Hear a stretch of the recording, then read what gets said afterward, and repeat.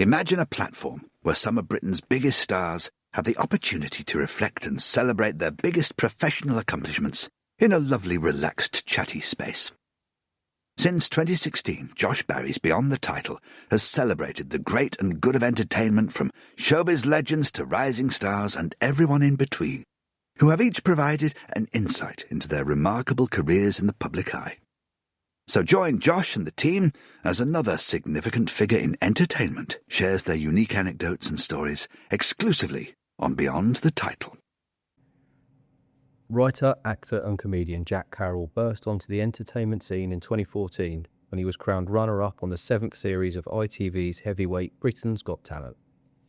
Under the wing of David Walliams, Carroll made his sitcom debut alongside Walliams and Catherine Tate in the BBC comedy Big Score, before starring in the 4th series of Sky One's Trollied alongside Jane Horrocks and Mark Addy.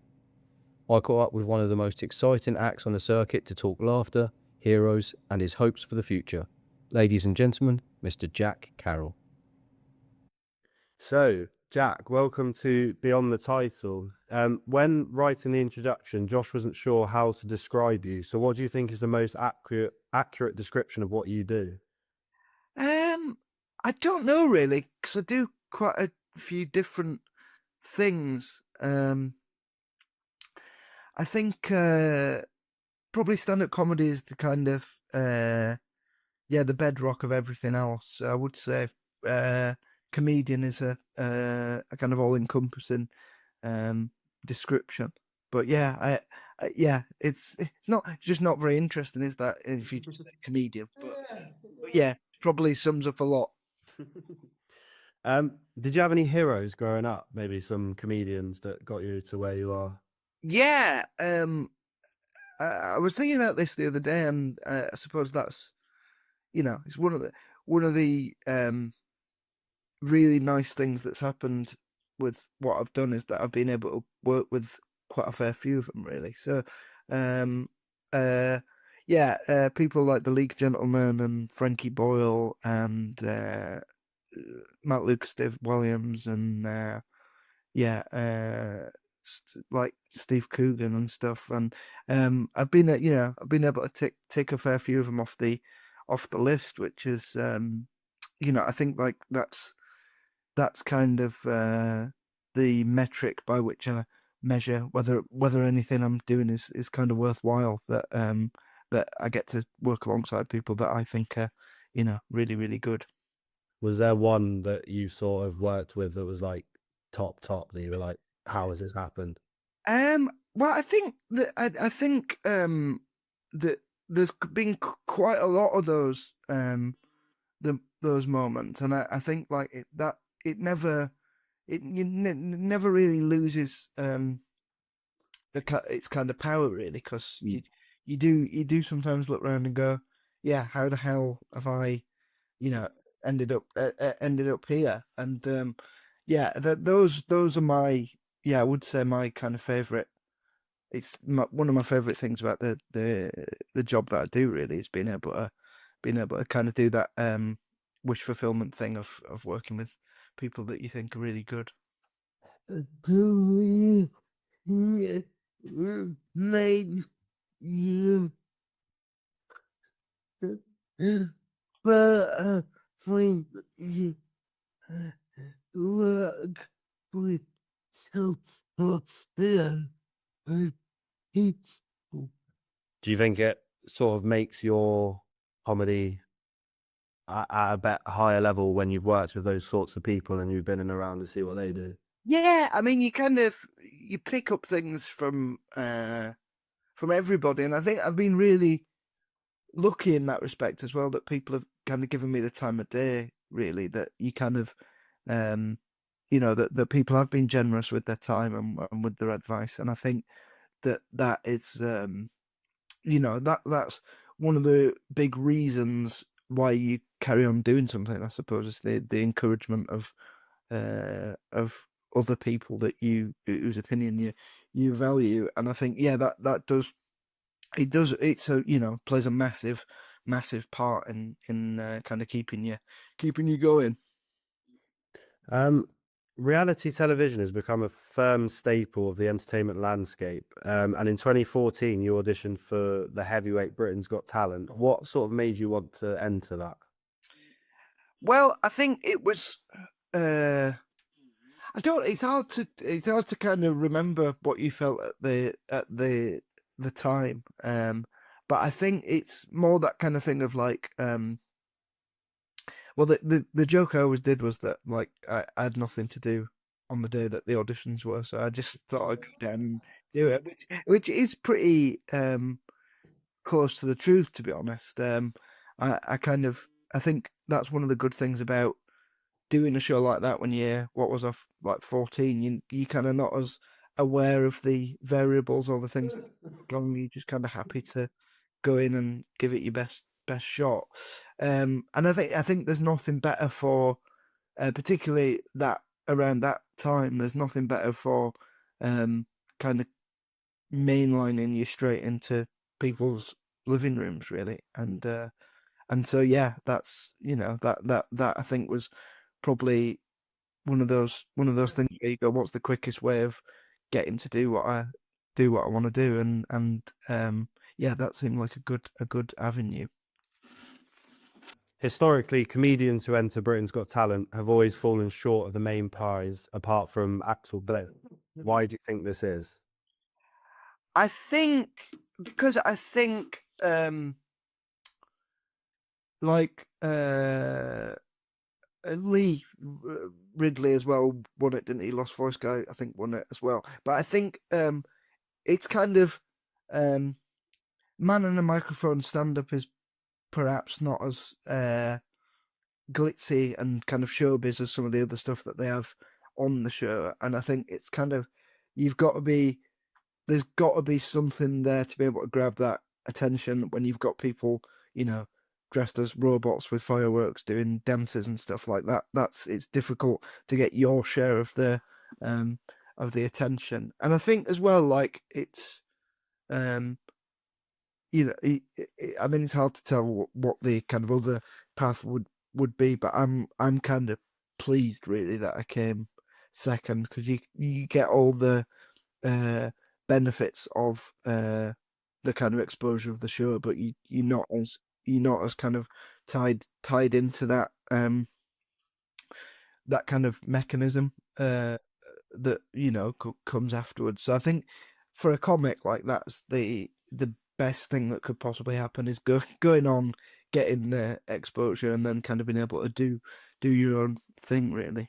Because it's not as easy to market a comic as it is a kind of a singer or a dancer or dog act or whatever else they have.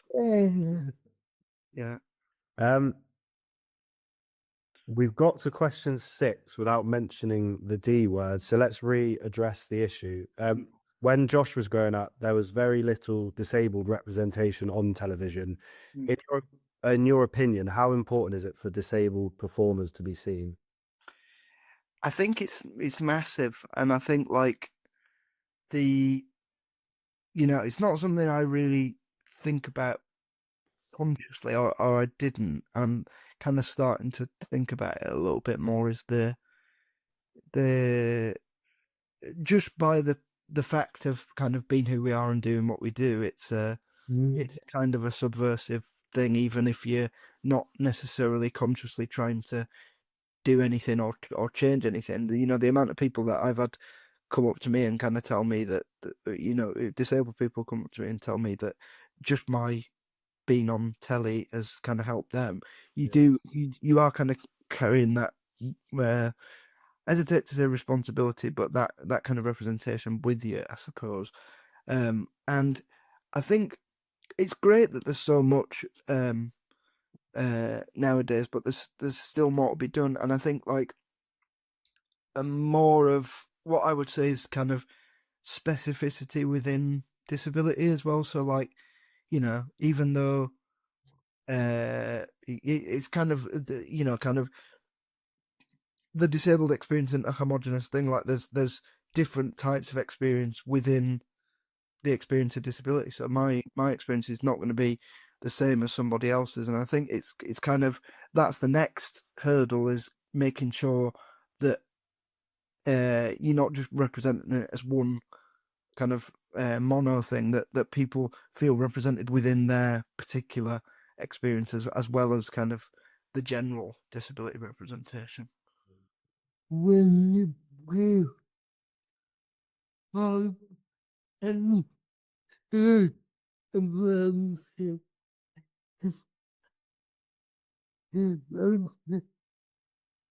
from she said is very good to bring fun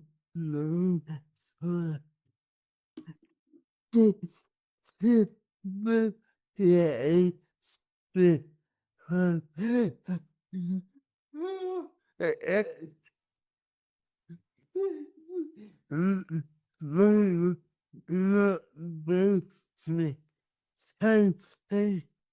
you oh my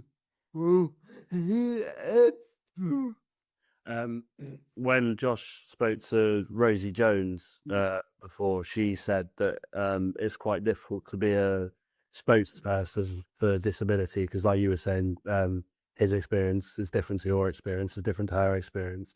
So it's quite a difficult thing to be I guess, a spokesperson of it all. Yeah, I think it is that thing of like, you kind of, because also you don't want to put words in other people's mouths who necessarily wouldn't feel, because we're all shaped by our different experiences of it. And I think that that's something to be conscious of as well, is like that, like you said, just like you can't kind of, I always try and make it as clear as possible that I'm speaking from my own personal, my own little patch rather than a kind of general thing. And I think that is, that's important to be mindful of as well. Was it when you were going through the process of going on to Britain's Got Talent, was the thought of not being a spokesperson but helping people in a similar situation to part of that decision, or was that just something that sort of came after? I think, yeah, I don't think it was a conscious at all, really, particularly at that time, because that is something that definitely came afterwards when you like, oh, there's another dimension, because I was just trying to be funny, but then you go, there's another dimension to what I'm doing, which is a kind of, people are responding to it. People with disabilities are responding to it in a way that that's not really accessible for people without that experience. And I think like that's that was something at the time as well, like with filming. And I think they wanted to kind of make a bit of a virtue of the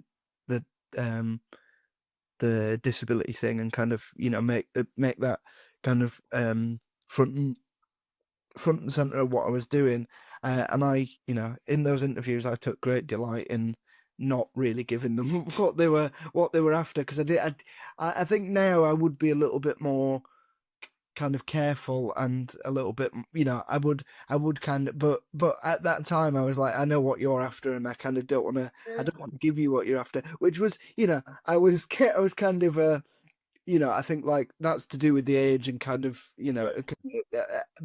but now obviously I would be slightly more careful about that. But yeah, that was a good laugh at the time, because they kind of try and shepherd you down the disabled act route, and I kind of didn't give them what they were after, which I think is, possibly was the correct decision as well, because then you're not kind of just seen as you're not, it's not just because that's the thing with all the kind of characters I play and the writing I've done myself. And if you meet me for 5 minutes, you kind of have a chat, you kind of forget really about it's not just, it's me as a person, I think.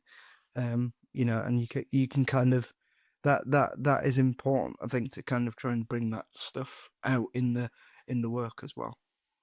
when mom man we do in of me about her friend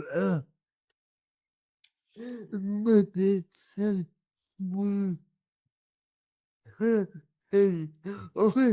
yeah, yeah, what? Who's that? When Josh does interviews and people ask him about life as a disabled person, he's never really sure what to say to them. Yeah, I think it's because every the experience is individual, right? Like you are. I think people expect you to speak in general terms, but you are speaking only about your own thing. That's kind of all we've got, really. I think like it can be quite yeah. I think without making that clear, you can have a bit of a tough time talking about it, really, because you yeah, it's really hard to speak in general terms about it, I think. And sort of going back to what you were saying about the interviews you were doing when you were on Britain's Got Talent, how important do you think it is for comedians like you to make light of diversity in the 21st century? I think, like, well, that kind of stuff is the bread and butter of my stand-up act, really.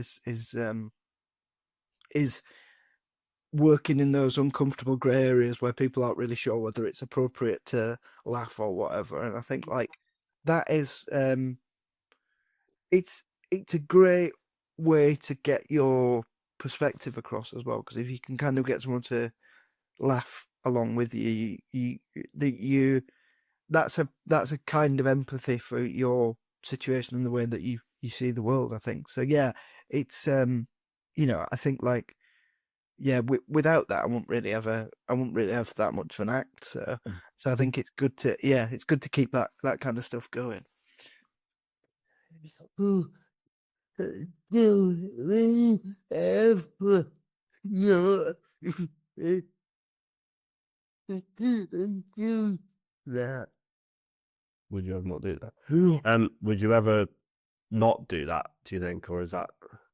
I think, well, this is the thing. Like, I think that is so tied into my kind of way of perceiving everything that it'd be hard not to. But I think it would be an interesting. But then again, like the comedy is like I think that is the way that I can express like serious opinions on on a show like this when we're having a chat, and then the other stuff is kind of left over for because who I am on stage is not necessarily kind of who I'm adopting a certain perspective to make laugh and get the job done, whereas actually like a chat like this we can have a a proper kind of serious discussion about it. So you do get that. Yeah, I think I get that function elsewhere, and I'll keep the comedy for the laughs.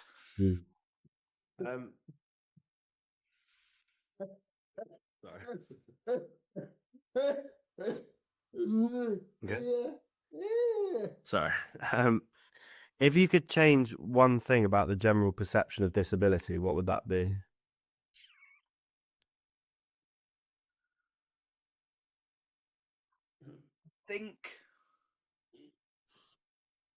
I think probably something to do with that kind of homogenous experience. That there is difference within different. You know what I mean? Yeah. I think that would be that some, but I don't really know how to kind of word that specifically. But it'd be something to do with that, like you kind of that there is many experiences within the disabled experience. Yeah. Sorry. You all right? Have a drink. It's that time of year, isn't it? Yeah, so I was like, I just had one, not a chest infection, but I was ill a few days ago, and then I think he's caught it off me. And Well, my little niece has just started nursery, so everyone's going down with stuff at the minute. It's like she just brings some new incubated thing home every week, and it's like just downs the entire family basically. not a nice time of year for illnesses. No. Um,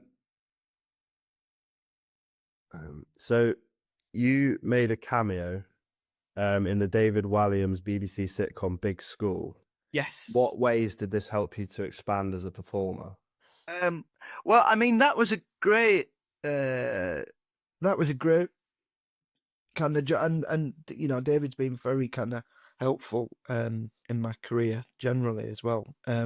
But that, I mean, that was a great one because yeah, you had like Francis Delator and I got to do scenes with Catherine Tate and Phil Glenister was on it and David himself. So I was kind of working alongside really, really heavyweight, brilliant people, and I think like that's one of the best ways to kind of learn on the job. Really, is and I had the same thing with doing Trollied as well. That was one of the kind of first jobs I had out of leaving school, and yeah, that's another one of those things where you kind of you learn by watching, and I think like that's one of the one of the fortunate things about who I've been able to work with is like you kind of pick stuff up subliminally from what they do and how they conduct themselves.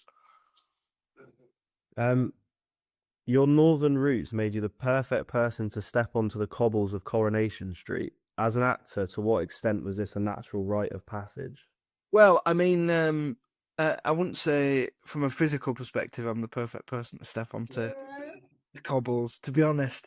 But yeah, I had to. The nuts and bolts kept falling out of my walker for the first few days. I had to like really harden it up against the, you know, the terrain. But yeah, I mean, that was that's like a proper, you know, kind of pinch me moment, I suppose, is being able to be involved in such a kind of heritage household name. Like it's, you know, especially my family was kind of ubiquitous, really. Even if you were consciously watching it, you were aware of what was going on in the show, and then you were dipping in and out and whatever. So yeah, I think yeah, that was one of those brilliant opportunities, and I'm so proud to have been involved in Corrie. I think yeah, it was great. Yeah. Oh, oh, Did you get starstruck by anyone while you were on the set? Yeah, I mean, yeah, it's a permanent kind of thing because you're walking around all these really iconic kind of studio sets, and I think like I thought, you know, when I was on there, I thought eventually this will kind of wear off, and then it never did really. You just kind of still there going, wow, this is ridiculous. Like, what's, you know, how is this? That's another one of those how has this happened kind of thing. And then as you said, was followed by the Sky One sitcom Trollied. How did you find that? I love Trollied. I think it was like I say, that was my kind of first job out of school really, and that was another one of those things where you kind of it was a big ensemble cast full of really good and experienced people, and yeah, I think like as a learning experience that was really valuable because you got to just sit back and watch people who really knew their job able to go and kind of do it. And yeah, I think in terms of like a formative kind of experience, one of the first jobs, that was a really good one to have. oh, yeah.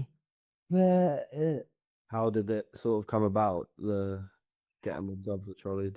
Well, I so it's produced by Ash Atala. I don't know if you know Ash, but he's Ash is in a wheelchair as well. He produced The Office and stuff, and I got chatting with him and stuff, and he said, "Oh, we'll have to get you on Trollied." And you don't think much of it, and you think, you know, it's just people beat, but you know, to his credit, he was you know, a man of his word, and did kind of get me in there, which you know, I'm really grateful for. And yeah, so I think it was just that thing of, as well, he a bit like what I said earlier, he wanted a disabled character on the thing that wasn't where the disability wasn't necessarily front and center. It was just a facet of the character, and I think hopefully we kind of managed that. I think.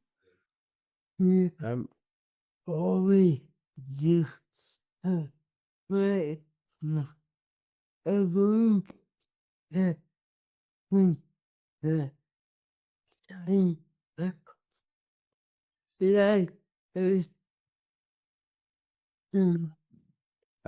He used to get his wheelchair from the same place as us. Oh really? Oh, brilliant! You'll have to. Did you ever race each other? no You might have to get that organised. But yeah, no, he's got a cool wheelchair. If memory serves. When you're sort of working with those people, like you said, like Catherine Tate and some small names, is the stuff you take from them, is that sort of like subconsciously just watching them, or are you sort of focusing on certain things, taking notes and sort of? I think it's a subconscious thing. I think you kind of, I didn't.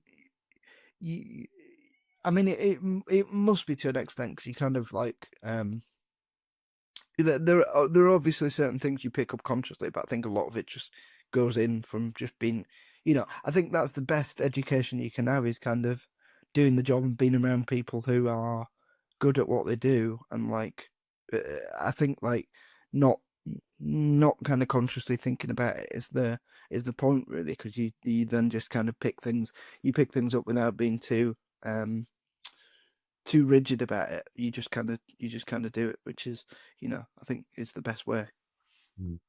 And you've also made an appearance in Would I Lie to You? With so many comic minds in play, how difficult is it to get your voice heard on a show like that?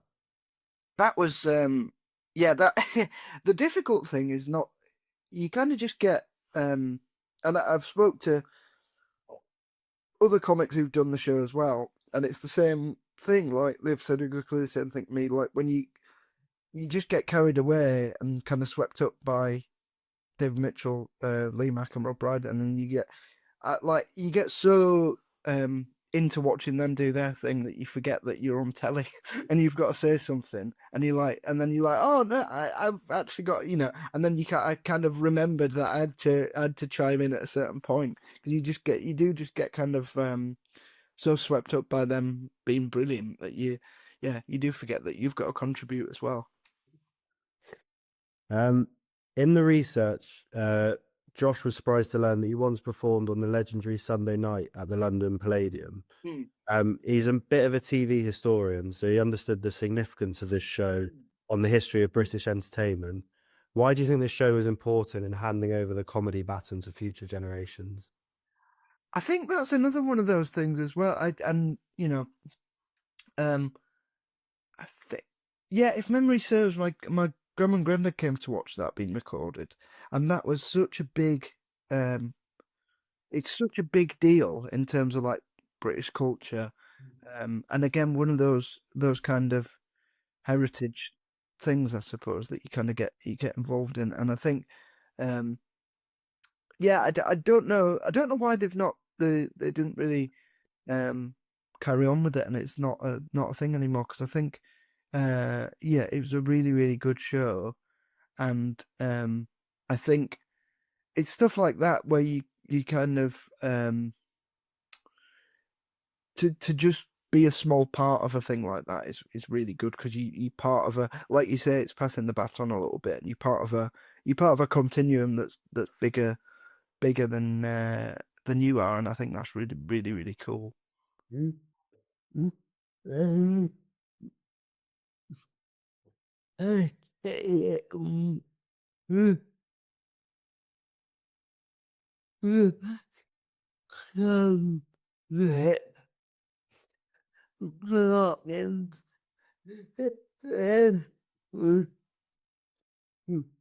was the show that started everything. Yeah, I think in terms of like that kind of variety thing as well. Like there was, I think I was on Uh, I think it might have been Art Garfunkel and Mick Hucknall were on the same show that I did, and I mean it's like what am I doing in the middle of that bill? Like there really is something for everyone on a show like that, and that I think is I think you're right. Like it is, it's like in terms of giving comedy a bit of a home amongst everything else. Like that was one of the first things to do it. On a similar sort of line, how important has Live at the Apollo been to offering comedians a nationwide platform? It's brilliant, and I think there should be more stand up on telly, right? Because you kind of you get really good at stand up for like 15 years, and then they go, right, well, we'll have you do a show where you do cooking or whatever. I think there should be more opportunities for stand up comics to go on telly and do stand up, and that's Apollo's like one of the last remaining shows that is just stand ups doing stand up, and I think long may that continue. That again was like I had a few weeks there where I'd done that where I was like, because especially to me that was stand up comedy. Like that show is when I was growing up that just represented stand up really. So I had a few weeks after I'd done that where I was like, yeah, I've done it now. I've done what I wanted to do. So I can kind of I was like, what do you do? What do you do now? Because that was kind of what I'd always worked towards in terms of stand up, was being on Live at the Apollo. And in July of this year, you teamed up with Sita Wrightson and Pete Selwood for the podcast Love in the North. Why do you think podcasts have become so important to the world of comedy? I think it's an interesting one because I think I'm very much in favour of kind of in terms of like audience reach and stuff. I like the kind of traditional stuff because that's the way that I came up really, and that's all the I like in terms of the say like Sunday Night at the Palladium and Corrie and all that. That's very kind of traditional stuff. But I think you've kind of got to have a podcast now because people want that personal relationship, I suppose, and that kind of weekly update on what you're doing and stuff. And it's nice. I probably wouldn't have done one on my own, but I'm really good friends with Sita and with Pete, so it's really just an excuse to kind of get together with them and hang out. But I don't think it's I probably wouldn't have done one on my own just because it's kind of nice to be in something together, right? And you can share the responsibility and stuff. But I do think it is getting more and more kind of necessary, really, for a comic to have. And your upcoming tour, The Fall Guy, looks very interesting. What can we expect from that? Well, I'm going to be all over the shop, and I'm sure if you kind of search, put that in your Google search, I'll be playing a show near near wherever you are, because I'm going all over the shop next year, I mean it's the Fall Guy really is just a daft title. I wanted to come with a title, but yeah, I think I last did a stand-up tour in 2022, was it 2021? It's been a while anyway.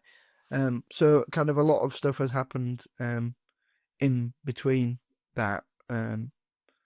Corey's for one thing. So I've got stuff to talk about, and I think like that's a good way of figuring out where you're at personally, is if you've got to kind of go and talk about it to an audience. It's interesting to kind of check in with yourself a bit. And when does that kick off? It starts on the 13th of February, I believe, in Bradford, which is a hometown show for me, so that'll be very exciting. Oh, cool. Okay, I'm gonna do Edinburgh. Yeah. Are you going to do the Edinburgh Fringe next year? I've no plan, because I usually go up for a little bit, but I've no plans. I'm doing Edinburgh on the tour, but not during the Fringe. I'll probably go up for a little bit, but I don't know whether I'll do the tour show there or not. Looking back at your career, what would you say your proudest achievement is? You've obviously said quite a few big things that you've.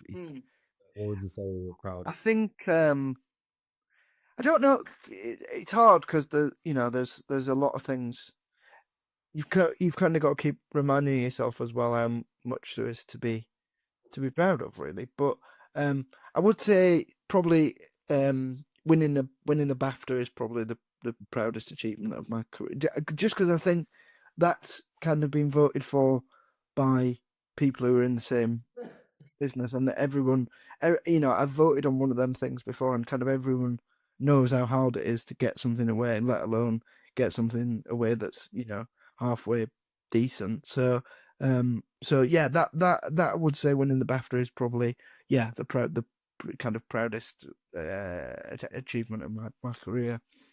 Where do you keep that? Is it? I would love to say my downstairs toilet, but I'm not that modest. It's on the bookshelf in the living room. Oh, nice. Yeah. Next to my House of Games trophy.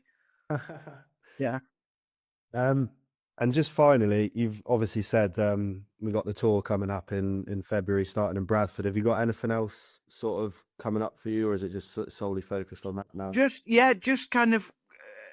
I'll be getting ready for it from kind of next month, really, kind of doing some previews and what have you, and then we'll kind of see what comes up during, but yeah, it will be pretty solidly just doing stand up, which will be fun. It's slightly bigger tour than I did last time as well, so it'll be interesting to see. And yeah, I'm looking forward to it.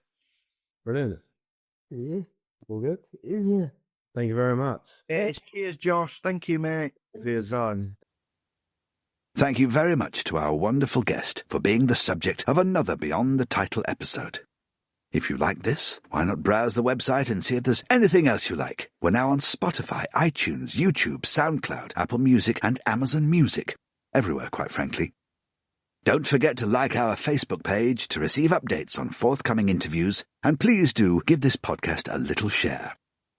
Not in a shoop-shoop song kind of way, you understand, although that's probably quite welcome.